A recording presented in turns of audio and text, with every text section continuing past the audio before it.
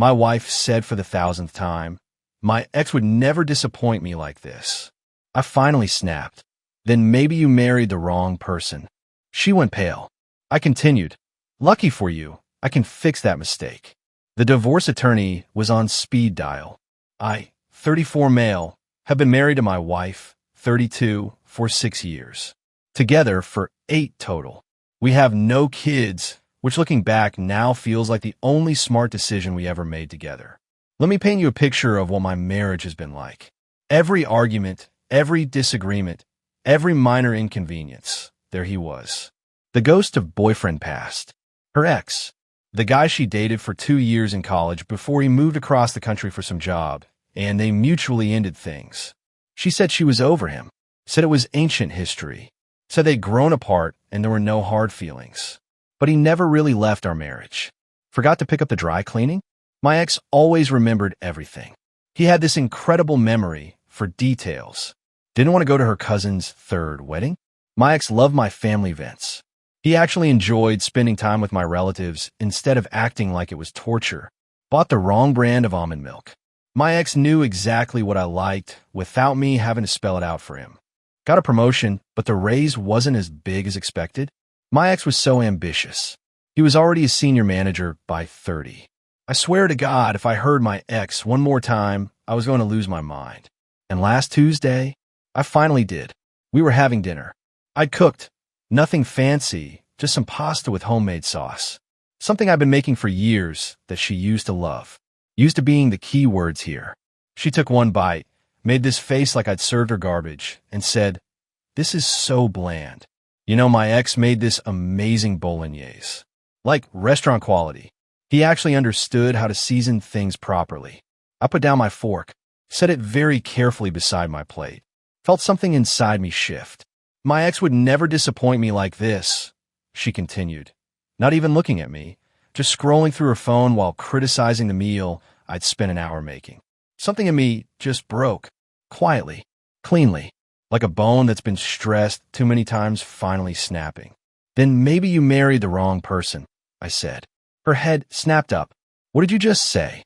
You heard me. If he was so perfect, if he never disappointed you, if he remembered everything and loved your family and seasoned things properly and was so ambitious, then maybe you should have married him instead of me. She went pale, like actually pale, color draining from her face pale. I've never seen that expression on her before.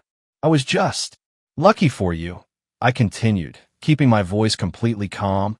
I can fix that mistake. You don't have to be stuck with disappointing old me anymore. I stood up, took my plate to the kitchen, scraped it into the trash, and went to my home office. Closed the door, sat down at my computer, and I emailed my divorce attorney. Yeah, I already had one. I'd consulted with him 8 months ago during a particularly bad stretch when she compared my career trajectory unfavorably to her ex for what felt like the 100th time. He'd walked me through the basics, told me what to expect in our state, gave me his card, and said, "Call when you're ready." I was ready. She didn't follow me that night. I think she was too shocked. By the time she came to bed, I was pretending to be asleep. She didn't try to wake me, didn't reach for me, just lay there in the dark, and I could hear her breathing heavily like she was trying not to cry. I didn't care. The next morning, I was up and dressed before she woke up. Left for work without saying goodbye. She texted me around 10 a.m. About last night. I think we need to talk. I replied, I agree. We should talk about the divorce process tonight. She called immediately. I declined and texted, I'm at work. We can discuss tonight. She sent about 15 texts in rapid succession. I stopped reading after the first few. Something about how I was overreacting dramatically, and she didn't mean it like that, and I was being petty over nothing. Petty over nothing. After 6 years of being compared to some dude she dated for 24 months when she was 23 years old, I was being petty. I met with my attorney during lunch. Told him I wanted to proceed immediately. He outlined everything. Our state requires a separation period before divorce can be finalized. There's the matter of the house. We both own it. Both our names on the mortgage, division of assets, all that fun stuff. Here's the thing about our finances. We kept things mostly separate. She has her accounts, I have mine. We split the mortgage and bills proportionally based on income. I make about 40% more than her, so I've always paid the larger share. The house we bought together has appreciated nicely over the years. We'd both walk away with a decent chunk if we sold. I wasn't trying to screw her over. I just wanted out. Clean, fair, done. That night, she was waiting for me when I got home. She'd clearly been crying, red eyes, puffy face, tissues everywhere. But she had that look on her face, the one that said she'd been rehearsing exactly what to say. "I'm sorry," she started. "I know I compare you to him sometimes. Sometimes. Okay, maybe more than sometimes. But it doesn't mean anything. It's just venting. Everyone complains about their spouse. Everyone does it." "No," I said. "Everyone doesn't. I have never once compared you to any of my exes. Not once in 8 years. You know why? Because I chose you. I married you. When you choose someone, you stop measuring them against the past." She started crying again. "So that's it? One fight, and you want a divorce?" "This isn't one fight. This is 6 years of being told I'm not good enough. 6 years of being compared to some perfect memory you have of a guy who, let me remind you, left you. He moved across the country and didn't ask you to come. And every single time I bring up how much the comparisons hurt me, you tell me I'm being sensitive, that I should know you don't mean it, that I'm just being insecure and I need to get over it." She opened her mouth to respond. "Tell me I'm being insecure right now," I said. "Go ahead. Tell me one more time that this is my problem." She didn't say anything. "I've already contacted my attorney," I said. "We can do this the easy way or the hard way. Cooperate and we both walk away with something. Fight and we both walk away with less. Your choice." Update 1, 5 days later. So things have escalated. Of course they have. This is Reddit. Things always escalate. After our conversation, my wife went into full damage control mode. But not the I need to fix myself and earn back trust kind of damage control. The I need to fix him and make him see he's wrong kind. First, she called her mother. Within 2 hours, my mother-in-law was at our house. Walked right in like she owned the place, which, to be fair, she kind of acts like she does about everything in her daughter's life. Always has. "What's this I hear about you abandoning my daughter?" were the first words out of her mouth. No hello. No context check. Just accusation. "I'm not abandoning anyone. We're getting a divorce. It's a decision that affects both of us." "It is not a decision," my wife yelled from behind her mom. "I never agreed to this. It's happening whether you agree or not," I said. "That's how divorce works. One party can file. I'm filing." My mother-in-law started in on me. How ungrateful I was for everything her daughter had given me. How her daughter had sacrificed the best years of her life for this marriage. How I was going to regret this when I was old and alone and realize what you threw away. The classics. I let her talk. Didn't interrupt. Didn't defend myself. Just waited. When she was done, I said, "Are you finished? Because I have work emails to catch up on." She looked at me like I'd grown a second head. I don't think anyone had ever just not engaged with her before. She's one of those people who feeds on conflict, on getting a rise out of people. And I was giving her nothing. "You're making a huge mistake," she said. "Absolutely huge." Noted. "You can leave now." She didn't leave. She stayed for 3 more hours, crying with my wife in the living room while I worked in my office with the door closed. Finally, they left together, my wife going to stay with her parents until I came to my senses. Fine by me. The house was peaceful for the first time in years. I made myself dinner, seasoned it exactly how I wanted. Didn't hear a single complaint. But that was just the beginning. Over the next few days, I started getting messages from people I hadn't talked to in months. Friends of hers, some mutual friends, even a couple of my own relatives who were close to her family through church or whatever. The story she was telling?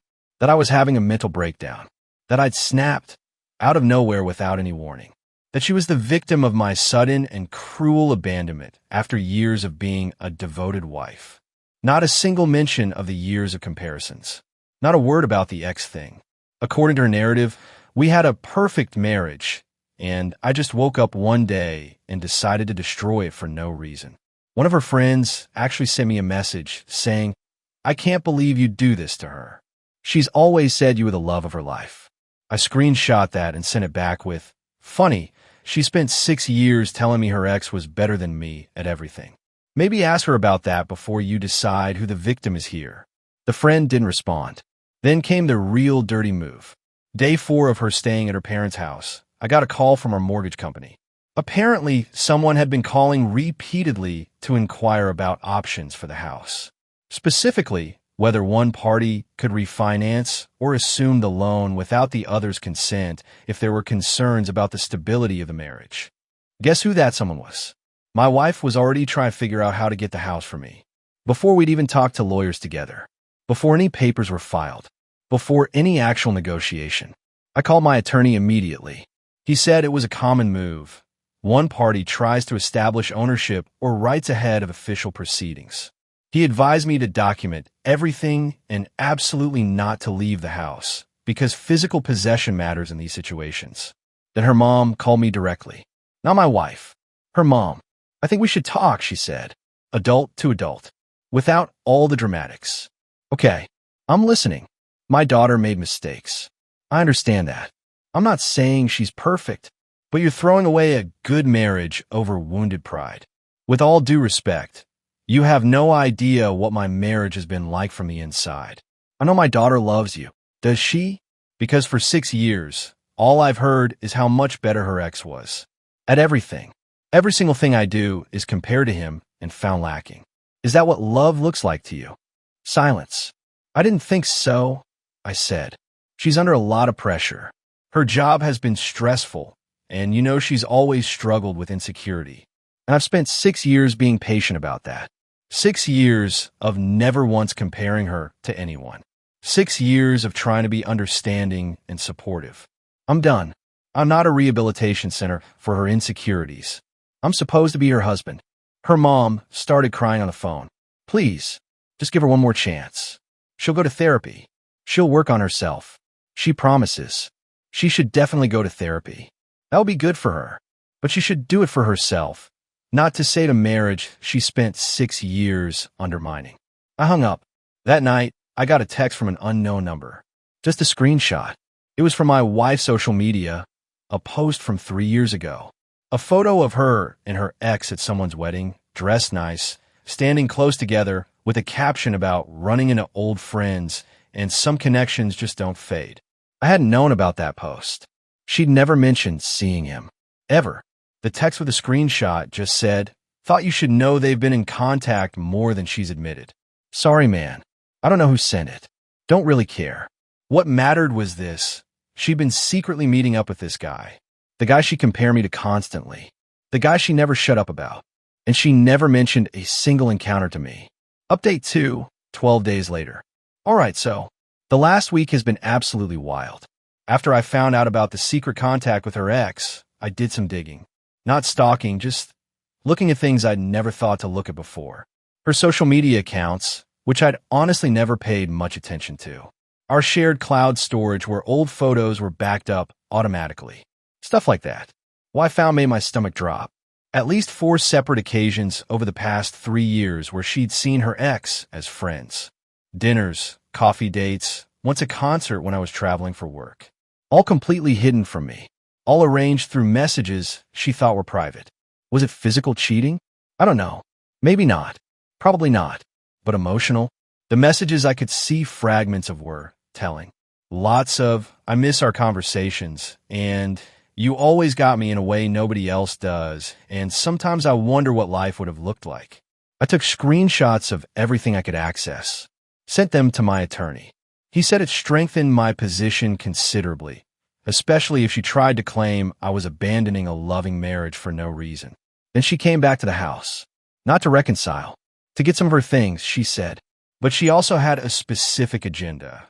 To convince me to try couples therapy instead of jumping straight to divorce. "One chance," she said. "Just give me one real chance to fix this." Therapy. 3 months. If nothing changes, then fine. "You've been meeting up with your ex behind my back for 3 years, I said flatly, while comparing me to him constantly to my face. That's not something 3 months of therapy fixes. She went white. "How do you? Doesn't matter how. What matters is that you lied. For 3 years. While making me feel like garbage for not being him. Nothing happened. I swear to God. Nothing physical ever. I don't care if it was physical. You kept a whole relationship hidden from me. A relationship with the exact person you won't stop comparing me to. How am I supposed to trust a single word that comes out of your mouth? She didn't have an answer for that. She left with some of her clothes and personal items.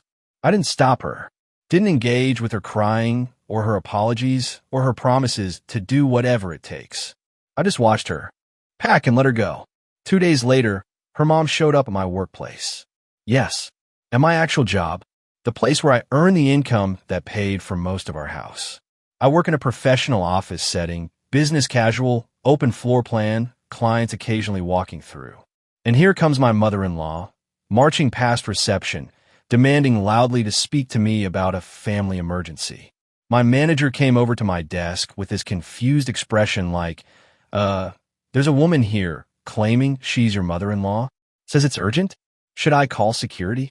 I went to the lobby, told my mother-in-law very calmly and quietly that this was my place of employment and she needed to leave immediately.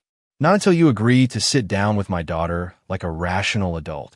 You're embarrassing yourself, I said, and you're embarrassing your daughter. Coming to someone's workplace is harassment. Leave now, or I'll have security escort you out and I will file a formal report. She left, but not before saying loudly enough for half the lobby to hear, "You're going to regret treating my family this way." My manager asked afterward if I was okay. I gave him the short version. Going through a difficult divorce. Wife's family doesn't accept it and is acting inappropriately. He was sympathetic. Said to let him know immediately if she came back. That night, I documented the workplace incident in detail and added it to my file. My attorney said it was useful, showed a pattern of harassment and boundary violations. Then came the move I genuinely didn't see coming. Her ex reached out to me, not through some anonymous text this time, directly, a DM on social media with his real profile, his real name. His message was short. "Hey, I heard from mutual people that you and your wife are getting divorced. I want you to know that nothing physical ever happened between us while you were married." She reached out to me a few times over the years, and I probably should have shut it down harder, but I didn't think it was my place to interfere. I'm sorry. For what it's worth, she talked about you a lot when we met up, mostly complaining if I'm being honest. I always wondered why she married you if she was so unhappy. Anyway, I thought you deserved to know the full picture. I stared at that message for a long time. Then I replied, "Thanks for telling me. One question, did she ever mention that she compared me to you constantly? Like on a daily basis?" He replied, "Yeah, she brought that up a few times. Said it was her way of motivating you to be better, pushing you to improve." I told her straight up that was messed up and would backfire. She didn't want to hear it, motivating me by constantly telling me I wasn't good enough, by holding up her college boyfriend as the gold standard I could never reach. I screenshot that entire conversation, sent it to my attorney. Then I did something petty. I'll admit it freely. I forwarded that screenshot to my wife. No comment, no explanation, just a screenshot of her own ex calling her behavior messed up. She called me 16 times that night. I didn't answer a single one. Her final voicemail was just her sobbing saying, "He had no right to talk to you, and you're deliberately trying to turn everyone against me, and this is so unfair." The next day, I filed the divorce papers officially. Final update, 3 weeks later. So, it's done. Well, mostly done. The divorce is officially in process. Our state requires a mandatory waiting period, so it won't be finalized for a few more months, but all papers are filed. We've agreed on terms through our attorneys, and the house is listed for sale. Here's how the asset division shook out, for those curious about the practical reality. The house gets sold, and we split the equity 50-50. That's fair. We both contributed, even if my contribution was larger. I'm not going to fight over 10% when I just want this over with. We each keep our own retirement accounts, our own savings, our own vehicles. Clean split. No alimony either direction. We both have careers. I'm walking away lighter than I came in, financially speaking. Legal fees ate into things substantially. The housing market isn't amazing right now, so we'll probably get less than we hope for the house. That's the reality of divorce. Everyone loses something. But here's what I gained. My sanity. My self-respect. My peace. Now, for the satisfying part, because I know that's what y'all are really reading for. The fallout from my soon-to-be ex-wife has been significant. First, her friend group. Remember how she was telling everyone I had a mental breakdown and was cruelly abandoning her? Well, those screenshots I mentioned, the ones showing her secret meetups with her ex, and the messages where he confirmed her behavior was messed up, those have a way of getting around in social circles. I didn't post them publicly. I'm not trying to destroy her publicly. But when her friends reached out to me directly to call me a monster, I responded with context. Just facts. Here's what actually happened over 6 years. Here's documentation. Make your own conclusions. Most of them stopped reaching out after seeing the evidence. A few actually apologized for assuming the worst about me. One said, "I always thought it was weird how obsessively she talked about her ex. Now I understand why you left." Second, her mother. The woman who showed up at my workplace and caused a scene? Turns out that little stunt got back to my wife's father, who I've always gotten along with okay. He was not pleased about his wife harassing me at my job. There was apparently a significant family blow-up about boundaries, inappropriate behavior, and making the family look crazy. He actually sent me a brief apology text. Just, "I'm sorry for my wife's behavior at your workplace. It was wrong, and I've addressed it." He also mentioned that his daughter had finally been forced to admit to the family about the secret meetings with her ex. His words, "She has some growing up to do. I wish you well going forward." Unexpected, but genuinely appreciated. Third, and this is the part that brings me a certain grim satisfaction. The ex. Remember how my wife spent 6 years comparing me to this perfect, flawless, amazing guy? The guy who never disappointed her, who made restaurant-quality food and remembered everything and was so ambitious and successful. Turns out, once word circulated that she was getting divorced and had been secretly meeting up with him, his girlfriend found out. The girlfriend he'd been with for 4 years.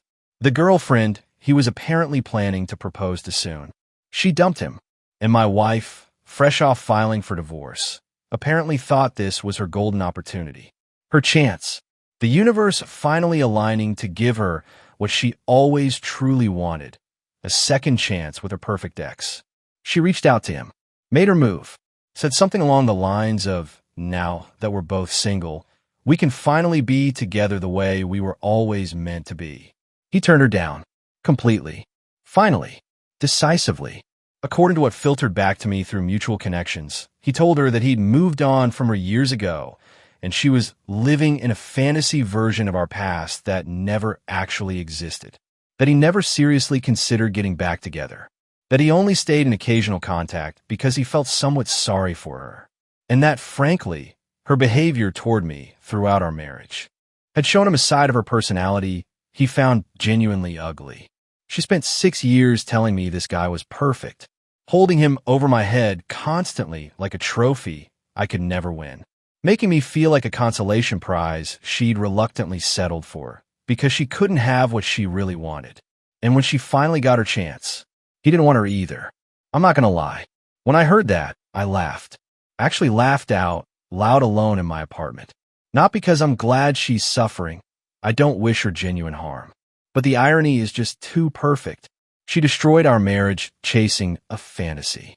And the fantasy looked at her and said no thanks. As for me now, I'm okay. Really and truly okay. The apartment I'm renting while the house sale process is small, but it's entirely mine. Nobody criticizes my cooking. Nobody compares me to anyone. I go to bed without that knot in my stomach wondering what I'll be found lacking in tomorrow. I started seeing a therapist. Not because I'm falling apart, but because 6 years of being constantly told you're not good enough does something to a person. Even when you know intellectually it's not true, it gets inside you. She's helping me untangle all that. My friends have been solid throughout this. The real ones, anyway. The ones who actually know me as a person, not just the version of me my ex presented. My sister told me last week that she's proud of me. Said she'd been worried about me for years. Watched me get quieter and more withdrawn and didn't know how to address it. She's relieved I finally stood up for myself. Some nights are still hard. I'd be lying if I said they weren't. 6 years is substantial. There were genuinely good moments buried in there somewhere. Earlier years, before the comparisons became constant background noise. Before I became just a series of disappointments to her. But mostly, I feel relief. Like I've been holding my breath underwater for 6 years, and I'm finally breaking the surface. To anyone reading this in a similar situation, being constantly compared, constantly criticized, constantly made to feel insufficient, you don't have to stay. You're not obligated to be someone's emotional punching bag just because you made vows. Sometimes the healthiest thing you can do is walk away. And sometimes, if there's any justice, the person who made you feel so small discovers that the grass isn't greener elsewhere. It's just different grass. And nobody else is going to tolerate their nonsense forever either. The pasta I made myself last night was excellent, by the way. Perfectly seasoned. Thanks for listening.